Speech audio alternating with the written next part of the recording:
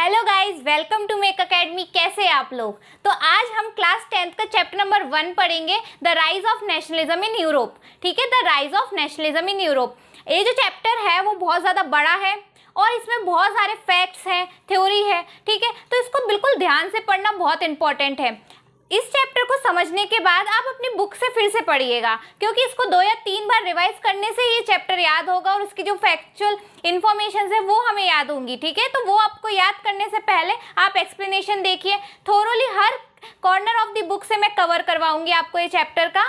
ठीक है, अब देखिए चैप्टर को अपन पढ़ते रहे हैं तो चैप्टर के पहले नाम को समझिए। ठीक है, the rise of nationalism in Europe. ठीक है, उजागर होना, राइज होना किसका? नेशनलिज्म का। अब नेशनलिज्म वर्ड क्या है, मतलब नेशनलिज्म होता क्या है? देखिए, अपने नेशन के लिए, अपने नेशन के लिए लड़ना। ठीक है, अपने नेशन को फ्री करने के लिए लड़ना क्या होता है? नेशनलिज्म होता है। इसमें हम क्या चाहते हैं कि हमें जितने भी किंगडम, मोनार्की सब है, हमें उससे फ्री कर दो और जो पर्टिकुलर एथनिक ग्रुप है वो अपना एक नेशन बना ले और फिर उसी का कोई जो एथनिक है वो क्या करे, लीडर उसको राज करे। ठीक है, तो मतलब कि जो राजतंत्र होता है, मोनार्की होती है, उसको खत्म करके नेशनलिज्म लाना क्या होता है? नेशनलिज्म होता है। ठीक है, अब इन यूरोप का मतलब क्या? देखिए, जैसे हमारा इंडिया है, एशिया जो होता है, आपने कॉन्टिनेंट्स पढ़े होंगे ज्योग्राफी में कि 7 कॉन्टिनेंट्स होते हैं, उसमें से एक कॉन्टिनेंट कौन सा है? यूरोप भी है। अब इंडिया, एशिया, इन सब में भी नेशनलिज्म आया, पर यूरोप में है ना नेशनलिज्म बहुत पहले आया था। ठीक है, यूरोप का जो नेशनलिज्म है बहुत पहले आया था। ठीक है, तो अब हम उसको पढ़ेंगे। तो चलिए वीडियो को स्टार्ट करते हैं। तो यूरोप को पढ़ रहे हैं तो यूरोप का सबसे पहले मैप पढ़ना बहुत इंपॉर्टेंट है, क्योंकि मैप से हमें समझ में आएगा कि जो चैप्टर में जो भी कंट्रीज के नाम दिए हैं या किसी एम्पायर के नाम दिए हैं, तो उसको अगर हमें एक्सप्लेन करना है तो हमें है ना अपनी इमेजिनेशन को पहले देखना होगा कि इमेजिनेशन में हमें पता होना चाहिए कि हम फ्रांस कहाँ है, जर्मनी कहाँ है, ठीक है, ऑटोमन एम्पायर कहाँ है। तो अगर हम मैप का सहारा लेंगे उससे और उससे क्लिक करेंगे तो इससे क्या होगा, चीज़ें बिल्कुल क्लियर होंगी। तो देखते हैं यूरोप का मैप देखते हैं। देखिए, ये जो यूरोप का मैप है, this is the Europe's map. ठीक है, और ये कब का है? ये प्री नेशनलिज्म का है। ठीक है, प्री नेशनलिज्म मतलब जब नेशनलिज्म आ रहा था या अपने इनिशियल फेज में था, तब का क्या है, वो ये मैप है। ठीक है, तो देखिए इसमें है ना मेन जो कंट्रीज है, जैसे कि फ्रांस। ठीक है, फ्रांस यहाँ पर है। ठीक है, फ्रांस का इधर है। ये है स्पेन। ठीक है, स्पेन। ब्रिटेन। ठीक है, ब्रिटेन। और हमें पता है ना ब्रिटिशों ने हमारे यहाँ इंडिया को कॉलोनी बनाई थी। ठीक है, तो ये जो वो कहाँ से ओरिजिन है, उधर का ओरिजिन है ब्रिटेन से। कहाँ से ओरिजिन है? ब्रिटेन से। ठीक है, जर्मनी। ठीक है, हिटलर का नाम तो आपने सुना ही होगा, Germany. Poland, this is the Poland. Hungary, Yugoslavia. ठीक है, Yugoslavia. Italy, this is the Italy. ठीक है, रोमानिया। ठीक है, रोमानिया। बुल्गारिया। टर्की। और ये है रशिया, जिसे यूनाइटेड स्टेट ऑफ सोवरन। और ये है यूएसएसआर। ठीक है, यूनियन ऑफ, तो ये है USSR, union of Soviet socialist Republic. ठीक है, union of Soviet socialist Republic, और इसे रशियन एम्पायर भी कहा जाता है। ठीक है, रशिया भी कहा जाता है। ठीक है, रशिया लेटर ऑन बना। इससे भी पहले बहुत सारे क्या थे, सोशलिस्ट रिपब्लिक जो देश थे वो जुड़े हुए थे रशिया के साथ, इसलिए उसे यूएसएसआर कहा जाता था। ठीक है, और फिर लेटर ऑन इसको क्या कहने लगे? रशिया कहने लगे। तो अब ठीक है, ये जो कंट्रीज हैं ये डिफरेंट कंट्रीज हैं, और इन डिफरेंट कंट्रीज को रूल करने के लिए बहुत सारे किंगडम्स थे, एम्पायर थे। ठीक है, आपने मौर्यन एम्पायर सुना होगा। ठीक है, मगध, जिसका जो मगध था, जो मेन सिटी थी, उससे वो रूल करता था, मौर्यन एम्पायर। ब्रिटिश एम्पायर सुना होगा आपने। ठीक है, वैसे ही बहुत सारे एम्पायर्स थे जिसकी जो मोनार्की थी वो रूल करती थी, जिसमें जो मोनार्की है वो रूल करा करती थी, जैसे कि रोमानिया, बुल्गारिया, टर्की, ये सब यहाँ पे जो जितनी भी कंट्रीज हैं, इनको कौन रूल करता था? उन्हें करता था ऑटोमन एम्पायर रूल। क्या करते थे? कौन करता था? ऑटोमन एम्पायर रूल करता था। ऑटोमन एम्पायर बहुत इंपॉर्टेंट है। और देखिए यहाँ की जो भी कंट्रीज हैं उन्हें रूल करती थी ऑस्ट्रियन एम्पायर। ठीक है, ऑस्ट्रियन एम्पायर कहा जाता था यहाँ की कंट्रीज को रूल करने के लिए। अब है इटली, इटली को भी रूल करते थे, ठीक है। यहाँ पे प्रूशिया है, ठीक है, और ये है रशियन एम्पायर, ठीक है। यहाँ से इस साइड ये क्या है, रशियन एम्पायर है, क्या है, रशियन एम्पायर है। एक बार फिर से रिवाइज करते हैं, देखिए France, Spain, Germany, Italy, Yugoslavia, Hungary, Poland, Romania, Bulgaria, Turkey, USSR, ठीक है, ब्रिटेन एम्पायर, आयरलैंड, ठीक है। ये इटली है, इटली के जो साउथ में ये क्या है, किंगडम ऑफ टू सिसिलीज है, किंगडम ऑफ टू सिसिलीज, ठीक है। और यहाँ पे टर्की, टर्किया, रोमानिया, बुल्गारिया और साथ में उसके आसपास के तो छोटे मोटे जो देश थे उनसे बनता था ऑटोमन एम्पायर, ठीक है। उससे क्या बनता था, ऑटोमन एम्पायर। यहीं पर कहीं पर ग्रीस भी है, ठीक है, यहाँ पर कहीं पर ग्रीस भी है, ठीक है। और फिर ऑस्ट्रियन एम्पायर आता है, ठीक है, ब्रिटेन एम्पायर है, फ्रांस है, ठीक है, ये रशियन एम्पायर है। तो भले ही आप इतना अच्छे से मैप मत बनाए, पर क्या करें, एक छोटा सा मतलब रफ मैप बना के आप सिर्फ है ना उनके नाम लिखिए कि फ्रांस कहाँ आएगा, ठीक है, स्पेन कहाँ आएगा, फ्रांस के नीचे इटली कहाँ आएगी। तो आप जब भी चैप्टर को पढ़ेंगे, ठीक है, चैप्टर को पढ़ेंगे या उसके बारे में समझेंगे तो आपको दिमाग में रहेगा कि किस चीज़ की बात हो रही है, किस देश की बात हो रही है। तो आप नोट कर लीजिए इसको। तो हमने अभी तो मैप देख लिया, ठीक है। अब हम शुरू करते हैं हमारा चैप्टर। तो चैप्टर के फर्स्ट पेज पे आपको एक पेंटिंग दिख रही होगी, उसे फ्रेडरिक सॉरेल ने बनाया है, ठीक है। इस पेंटिंग को फ्रेडरिक सॉरेल ने बनाया है और इस पेंटिंग का नाम है the dream of democratic and socialist Republic, ठीक है, सोशल रिपब्लिक। क्या नाम है, डेमोक्रेटिक एंड सोशल रिपब्लिक। तो मैप तो हमने देख लिया, ठीक है। अब हम अपने चैप्टर को स्टार्ट करते हैं। मैप हमने देख लिया, ठीक है। अब हम अपने चैप्टर को स्टार्ट करते हैं। तो चैप्टर को स्टार्ट करने से पहले आपने देखी चैप्टर के फर्स्ट पेज पे एक पेंटिंग देखी होगी, ठीक है। एक पेंटिंग है जिसमें स्टैचू ऑफ लिबर्टी है और उसके पीछे बहुत सारे देश हैं, ठीक है, बहुत सारे देश हैं जो अपना जो नेशनल फ्लैग है वो लेकर जा रहे हैं, ठीक है। तो स्टैचू ऑफ लिबर्टी। अब ये पेंटिंग का नाम है the dream of democratic and social Republic, ठीक है, dream of democratic and social Republic. अब ये जो पेंटिंग है इसे किसने बनाया, इसे बनाया फ्रेडरिक सॉरेल ने। किसने बनाया, फ्रेडरिक सॉरेल ने 1848 में बनाया, ठीक है, फ्रेडरिक सॉरेल ने 1848 में बनाया। नाम पूछ सकते हैं, आपको याद होना चाहिए, फ्रेंच के पेंटर थे, इन्होंने बनाया है, फ्रेडरिक सॉरेल उनका नाम है, 1848 में बना है और इस पेंटिंग का नाम है the dream of democratic and social Republic, the dream of democratic and social Republic. मतलब कि वो ये जो देश हैं, ठीक है, ये सब क्या है, देश हैं और ये क्या चाहते हैं, डेमोक्रेसी चाहते हैं, सोशलिज्म चाहते हैं हमारे देश, उनके देश में, ठीक है। और इसलिए वो है ना अपना झंडा लेके स्टैचू ऑफ लिबर्टी के सामने जा रहे हैं। तो इसमें देखिए, इसमें यूरोप और अमेरिका के लोगों को दिखाया गया है, ठीक है, shows the people of Europe and America. अब ये जो मैन थे, वुमेन्स थी, ठीक है, इनको सबको दिखाया है और ये क्या कर रहे हैं, मार्चिंग कर रहे हैं, ठीक है, मार्चिंग कर रहे हैं अपनी एक लंबी सी ट्रेन लेकर। मतलब कि उनके देश की जो बिल्कुल मतलब एक देश है, उसके पीछे दूसरा देश है, उसके पीछे दूसरा देश है और ये क्या बना रहे हैं, एक ट्रेन की तरह बना रहे हैं। और एक सब कहाँ जाते हैं, ये है ना होमेज, ठीक है, स्टैचू ऑफ लिबर्टी के लिए, ठीक है, homage of statute of liberty है, वहाँ पे ये लोग जा रहे हैं, ठीक है। और स्टैचू ऑफ लिबर्टी अपने दोनों हाथों में कुछ रखे हुए हैं, एक हाथ में वो टॉर्च ऑफ एनलाइटमेंट रखे हुए हैं, मतलब कि ऐसी टॉर्च जो कि क्या कर रही है, लोगों को जागरूक कर रही है, एनलाइटन कर रही है कि अब आपको हमारे अब जो है देश है जो उसे फ्री होना है, ठीक है, अब देश को फ्री होना है, हमें फ्री होना है।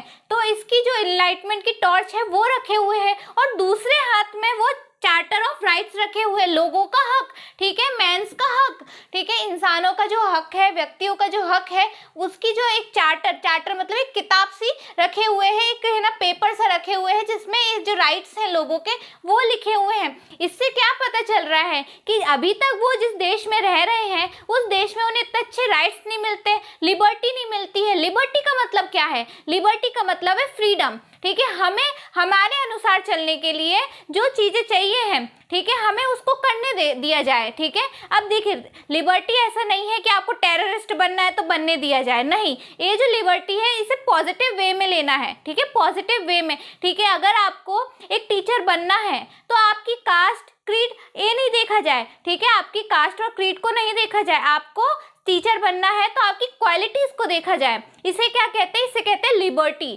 ठीक है, लिबर्टी एक शब्द है जो कि आगे वाले है ना फैक्ट्स में भी यूज होगा। ठीक है, आने वाली स्लाइड्स में भी यूज होगा। तो आपको याद होना चाहिए कि लिबर्टी क्या होती है? फ्रीडम होती है जिसे हम इंजॉय कर सके, हम अपनी जो राइट्स हैं उनको इंजॉय कर सके। ठीक है, तो वो कहाँ जा रहे हैं? स्टैचू ऑफ लिबर्टी पे जा रहे हैं। और स्टैचू ऑफ लिबर्टी के दोनों हाथों में कुछ ना कुछ है। एक हाथ में टॉर्च ऑफ इनलाइटमेंट है और दूसरे हाथ में चार्टर है।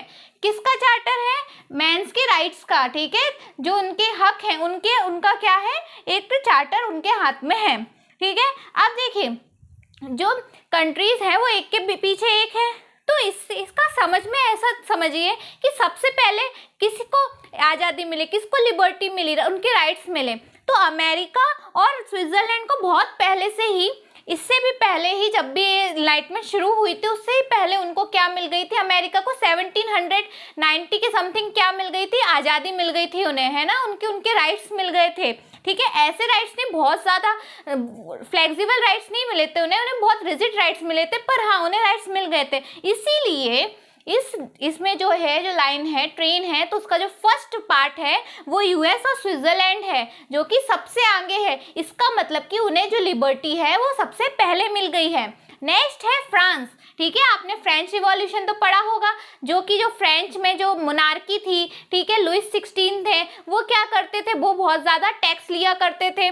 जो कि लास्ट क्लास थी, थर्ड क्लास थी, उससे बहुत ज़्यादा टैक्स लिया करते थे। तो ये जो फ्रेंच रिवॉल्यूशन है आपने पढ़ा है आपकी क्लास 9th में। तो फ्रांस है ना उसके बाद आई, और ठीक है, फ्रांस के बाद आई जर्मनी, फिर ऑस्ट्रिया, फिर किंगडम ऑफ टू सिसिलीज, ठीक है, लोम्बार्डी, आयरलैंड, हंगरी और रशिया। तो ये क्या है? यूरोप जो है, यूरोप एक के बाद एक कौन नेशनलिज्म की मांग कर रहा है उसको दर्शा रहा है। ठीक है, ये जो ट्रेन ऑफ चेन है जो ट्रेन की, वो इसी को दर्शा रही है कि सबसे पहले यूएस है, फिर फ्रांस, फिर जर्मनी, फिर ऑस्ट्रिया। फ्रांस अपने 3 कलर वाले झंडे को लेके खड़ा है, जर्मनी भी अपने 3 कलर वाले झंडे को लेके खड़ा है, ब्लैक, रेड और गोल्ड। ठीक है, ये जो झंडा है, ये जो फ्लैग है, फ्लैग क्या? फ्रीडम को दर्शाता है। ठीक है, हमारे देश की आइडेंटिटी को दर्शाता है कि कौन सा देश है, इसीलिए फ्लैग बहुत इंपॉर्टेंट है नेशनलिज्म में। ठीक है, Austria, Kingdom of Two Sicilies, Lombardy, Ireland, Hungary और रशिया। आयरलैंड, हंगरी और रशिया। अब ये जो देश हैं, ये ठीक है, इनके ऊपर भी फोटोज में बहुत सारी डिवाइन पावर बनी हुई है। डिवाइन पावर जो उन्हें ब्लेसिंग दे रही है कि आप जो कर रहे हो वो सही है और आगे बढ़ते जाइए। और ये जो लिबर्टी का जो स्टैचू ऑफ लिबर्टी है वो बता रही है कि फेटर्निटी मतलब कि कैसे बहुत सारे देश के लोग एक साथ आए और उन्होंने अपनी फ्रीडम के लिए लड़ाई करी, अपनी फ्रीडम के लिए लड़ाई करी। तो इस पेंटिंग को देखिए कितने अच्छे से डिस्क्राइब करा गया है आपके एनसीईआरटी में कि जो पेंटिंग है उसमें कैसे लोगों के सेंटिमेंट्स को दिखाया गया है, लोगों के सेंटिमेंट्स को दिखाया गया। तो आप इसे नोट कर लीजिए। तो हमने देखा, ठीक है, वो पेंटिंग देखी, उस पेंटिंग में नेशनलिज्म को देखा। ठीक है, अब नेशनलिज्म का जो ये फेज़ है, ये फेज़ है चेंजेस का। ठीक है, किन चेंजेस का? पॉलिटिकल और मेंटल वर्ल्ड ऑफ यूरोप का। ठीक है, यूरोप की जो पॉलिटिकल सिचुएशन थी अब उसमें चेंज आ रहा था। ठीक है, उसका जो लोकतंत्र था, ठीक है, जो सिस्टम था, अब उसमें चेंज आ रहा है। अब है ना मोनार्की एज अ हेड नहीं है, ठीक है, लोग एज अ हेड है और उनका लीडर एज अ हेड है। तो इसमें पॉलिटिकल चेंज आ रहा है। ठीक है, पॉलिटिकल चेंज आ रहा है एज वेल एज मेंटल। लोगों में अवेयरनेस आ रही है कि हमें अब एक नेशन चाहिए है। ठीक है, जो एक्सपांशन है, ठीक है, जैसे एक डायनेस्टी है, अगर ये एम्पायर क्या करते हैं, राजा क्या करते हैं, राजा है ना फैलाव करते हैं। ठीक है, जगह जगह जाके लड़ाई करते हैं और फिर उस देश की टेरिटरी को अपना बना लेते हैं। पर इसमें क्या है? इसमें होती है अनसर्टेनिटी। किनकी अनसर्टेनिटी? इसमें होती है उस देश के जो लोग हैं, जो रह रहे हैं। ठीक है, उन्हें है ना कभी कोई राजा आता है वो उन्हें हटा के चला जाता है। ठीक है, इनसे क्या होता है? इनसे राजाओं को तो प्रॉफिट हो रहा है, किंगडम्स को तो प्रॉफिट हो रहा है, पर उधर पे रहने वाले सिटीजन्स को कुछ भी प्रॉफिट नहीं होता है, क्योंकि जो वार्स होते हैं वो सब कुछ डिस्ट्रॉय कर देते हैं। किंग को डिस्ट्रॉय करे ना करे, उधर के रहने वाले लोग उनकी प्रॉपर्टी को पूरा डिस्ट्रॉय कर देते हैं। तो लोगों में ऐसी मेंटल अवेयरनेस जगाना, चेंजेस की, कि हम भी चेंज कर सकते हैं, हम भी एक अपना नेशन बना सकते हैं, इसी को क्या कहते हैं? Change of mental, physical and mental world. ठीक है, और किसमें? यूरोप के वर्ल्ड में। यूरोप के वर्ल्ड में अब क्या आ रहा है? चेंज आ रहा है। और इससे क्या है? इससे अब बनेंगे नेशन स्टेट्स, ठीक है। एक नेशन होगा, एक राष्ट्र होगा जिससे खुद रूल करेंगे, और इसकी एक डिफाइंड टेरिटरी होगी, क्लियरली डिफाइंड टेरिटरी होगी कि हम अब ये जो देश है, ठीक है, ठीक है, यह जो टेरिटरी है वो हमारी है और इस टेरिटरी में सिर्फ हम रहेंगे, ठीक है, कोई भी एक्सपांशन ना हो इसमें, ठीक है। इसे क्या कहते हैं, नेशन स्टेट कहते हैं। इसको किससे रिप्लेस करना है हमें, हमें मल्टीनेशनल, मतलब बहुत सारे नेशन एक साथ आए और उन्होंने है ना एक एम्पायर बना लिया, वो जिसको रूल कर रहा है एक राजा, तो ये गलत है, ठीक है। हमें एक मल्टीनेशनल डायनेस्टिक एम्पायर नहीं चाहिए, हमें अपना खुद का एक नेशन चाहिए। इससे किसको, मतलब कौन कह रहा है, ये यूरोप के देश के लोग कह रहे हैं, ठीक है, जिससे नेशनलिज्म आया है। और उन्हें क्या चाहिए, सोवरेन कंट्रोल चाहिए, मतलब कि अगर उस देश में इलेक्शन होए, अगर उस देश में प्रेसिडेंट को चुना जाए, अगर उस देश में किसी लॉ को बनाना है, तो उसके लिए हमें किसी और देश की जो रेस्पॉन्सिबिलिटी है, ठीक है, तो किसी और देश की परमिशन हमें नहीं लेना पड़े, ठीक है, उसे कहते हैं सोवरेन, खुद की हो, है ना, ठीक है। तो ये जो लॉ पास होंगे, कुछ भी होगा, वो क्या है, खुद का हो, ठीक है, उसे हमें किसी और पे है ना, किसी और की परमिशन ना लेना पड़े, ठीक है। Next, nation state was one. अब देखिए नेशन स्टेट क्या होता है, जिसमें सिर्फ उस देश के सिटीजन्स नहीं, उस देश का रूलर भी कॉमन आइडेंटिटी रखता हो, मतलब कि अगर उस देश का रूलर है जिसको फेथ है किसी चीज में, तो उसी सिटीजन का भी फेथ वही हो, ठीक है, कॉमन आइडेंटिटी हो, और एक सेंस ऑफ कॉमन आइडेंटिटी को डेवलप करे, ठीक है, सेंस ऑफ कॉमन आइडेंटिटी को डेवलप करे। और ये कब कैसे आएगा, ये आएगा स्ट्रगल से, किनके, उस देश के लोग, उस देश के लीडर्स जब स्ट्रगल करेंगे, जैसे हमारे महात्मा गांधी, भगत सिंह, इन ये जो लीडर्स थे, इन्होंने स्ट्रगल करके तो हमें इंडिपेंडेंट और इंडिया एक नेशन की तरह बनाया है। तो आप इसका हमारे इंडिया से ही कोरिलेट करके आप देख सकते हैं नेशन में कि नेशनलिज्म हमारे इंडिया में भी आया है, नेशनलिज्म हमारे इंडिया के लीडर्स और सिटीजन्स ने मिलकर, ठीक है, नेशनलिज्म को लाया है, ठीक है। और ये कब आया है, इसका टाइम पीरियड है 19th सेंचुरी में, मतलब 1800 के आसपास, ठीक है। 1800 से क्या है, नेशनलिज्म आया, और किस में आया, यूरोप में आया, किस में आया, यूरोप में आया, ठीक है।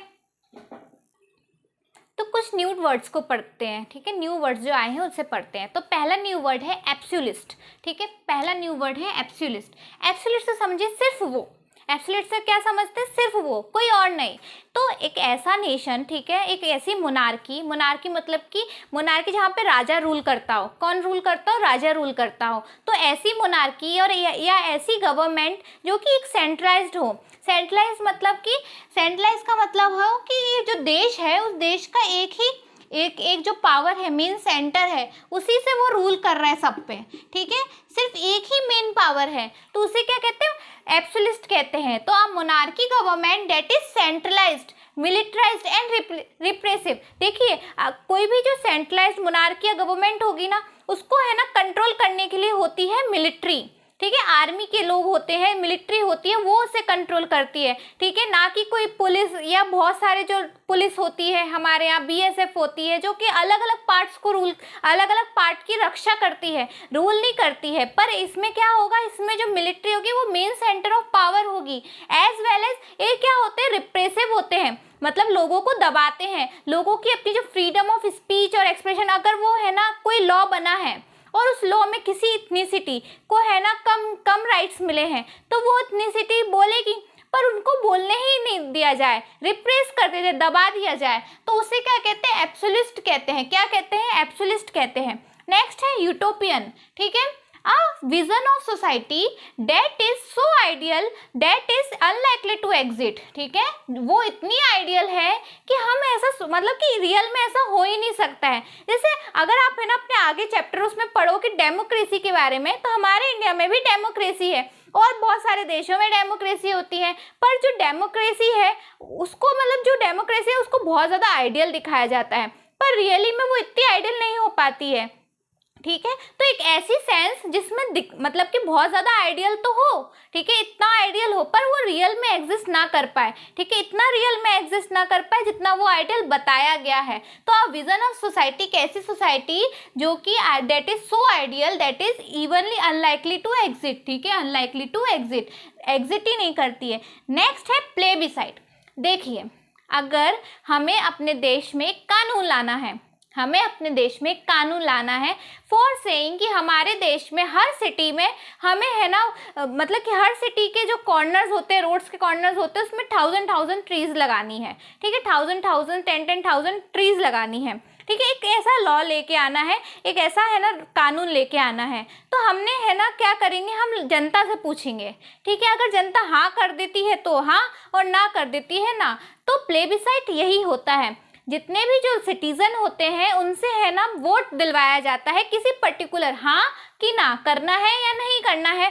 ठीक है, उस पर्टिकुलर चीज़ को, ठीक है, पॉपुलर मतलब जो पर्टिकुलर चीज़ है उसे करना है कि नहीं, इसको देखा जाता है। और जनता अगर हाँ कर देगी, सिटीजन ने वोट हाँ की तरफ करा है, तो प्लेबिसाइट है ना हाँ हो जाएगा, और अगर नहीं हुआ तो प्लेबिसाइट क्या हो जाएगा, ना हो जाएगा। तो प्लेबिसाइट एक क्या होता है, एक इलेक्शन ही टाइप का होता है जिसमें वोट करवाते हैं किसी पर्टिकुलर मैटर से रिलेटेड, किसी पर्टिकुलर मैटर से रिलेटेड। तो इस चैप्टर में हमने इंट्रोडक्शन देखा, और अगले चैप्टर में हम देखेंगे फ्रेंच के बारे में और आइडिया ऑफ नेशन क्या होता है, कि नेशन का आइडिया कहाँ से आया, क्या होता है। अब हम उससे नेक्स्ट पार्ट में देखेंगे। तो अगर आपको ये वीडियो अच्छी लगी हो तो इसे लाइक कर देना, इस चैनल को सब्सक्राइब कर लेना। ठीक है, अभी जो नेक्स्ट पार्ट की नोटिफिकेशन आएगी आपको आ जाए। और इसे है ना, तो इस चैप्टर में हमने इंट्रोडक्शन देखा, हम अगले चैप्टर में फ्रेंच और आइडिया ऑफ नेशन को देखेंगे। ठीक है, तो अगर आपको हमारी वीडियो अच्छी लगी हो तो इसे लाइक करना मत भूलिएगा, इस चैनल को सब्सक्राइब कर लीजिएगा, और अपने फ्रेंड्स के साथ शेयर करना मत भूलिएगा इस वीडियो को। Thank you for watching.